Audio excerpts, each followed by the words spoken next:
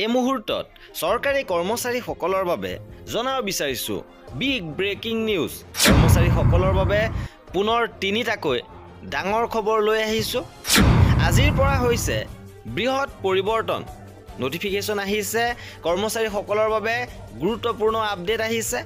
সবিশেষ জানিবৰ বাবে ভিডিঅ'টো প্ৰথমৰ পৰা শেষলৈকে চাই থাকিব। জনাব বিচাৰিছোঁ প্ৰথমটো গুৰুত্বপূৰ্ণ খবৰ, শিক্ষকৰ বদলিৰ নিয়ম এবাৰ শিথিল কৰা হৈছে। বিশেষ নিযুক্তি প্ৰক্ৰিয়াৰ জৰিয়তে কিছুদিনৰ পূৰ্বে নিয়মীয়া শিক্ষক হিচাপে নিযুক্তি লাভ কৰা শিক্ষকসকলৰ বাবে ৰাজ্য চৰকাৰে দিলে সুখবৰ। ৰাজ্য চৰকাৰৰ শিক্ষা বিভাগৰ সচিব নাৰায়ণ কোঁৱৰে এক নিৰ্দেশযোগে উক্ত শিক্ষকসকলৰ বদলিৰ নীতি শিথিল কৰিছে আৰু এতিয়াৰ পৰাই তেওঁলোকৰ পূৰ্বৰ ঠিকাভিত্তিক চাকৰিৰ কাৰ্যকালৰ সময়ছোৱাও বদলিৰ ক্ষেত্ৰত হিচাপত ধৰা হ'ব। একেদৰে বুজাবুজিৰ মাধ্যমেৰেহে বদলি হ'ব পাৰিব বুলি যি নিয়ম ধাৰ্য কৰা হৈছিল, সেই নিয়মৰ ক্ষেত্ৰতো শিথিলতা কৰা হৈছে।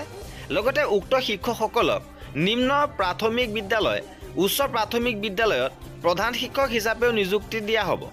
এইবাৰ জনাব বিচাৰিছোঁ আজিৰ দ্বিতীয়টো গুৰুত্বপূৰ্ণ খবৰ। আজিৰে পৰা হৈছে বৃহৎ পৰিৱৰ্তন। মে' মাহটো সকলোৰে বাবে বিশেষ হ'ব। এই মাহতে এনে বহু পৰিৱৰ্তন হ'ব যিয়ে আপোনাৰ জেপত প্ৰভাৱ পেলাব। ইয়াৰে ভিতৰত এটা গুৰুত্বপূৰ্ণ পৰিৱৰ্তন হৈছে ATMৰ পৰা নগদ ধন উলিয়াওঁতে এতিয়া অতিৰিক্ত মাচুল ভৰিব লাগিব। 1 মে'ৰ পৰা ৰিজাৰ্ভ বেংকৰ নতুন নিয়ম কাৰ্যকৰী হ'ব। যদি আপুনি ATMৰ পৰা বা জমা বা চেক বেলেঞ্চৰ পৰা নগদ ধন উলিয়ায়, তেন্তে নতুন নিয়মবোৰ জানিব লাগিব। আৰু এতিয়াৰে পৰা সংশ্লিষ্ট বেংকে নিৰ্ধাৰণ কৰি দিয়া বিনামূলীয়া সীমা অতিক্ৰম কৰা হয়, তেন্তে প্ৰতিটো ATM লেনদেনত অতিৰিক্ত চাৰ্জ দিব লাগিব।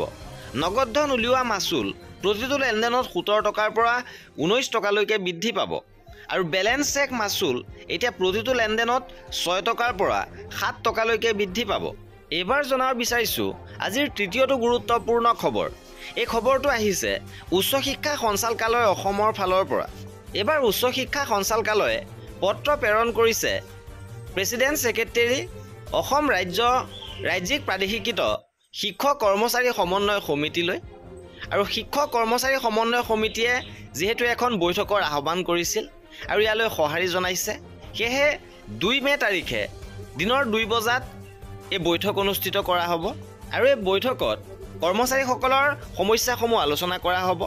বিশেষকৈ শিক্ষক আৰু অনাশিক্ষক কৰ্মচাৰীসকল যিসকলৰ প্ৰাদেশিকৰণ হৈছে, তেওঁলোকৰ পেঞ্চন সম্পৰ্কীয় সমস্যাসমূহ আলোচনা কৰা হ'ব। আৰু এই আছিল আজিৰ ভিডিঅ'টোত। কৰ্মচাৰী আৰু পেঞ্চনাৰৰ সকলো খবৰ পাই থাকিবৰ বাবে আমাৰ চেনেলটো ছাবস্ক্ৰাইব কৰি ৰাখিব। ভিডিঅ'টো শেষৰলৈকে চোৱাৰ বাবে বহুত ধন্যবাদ।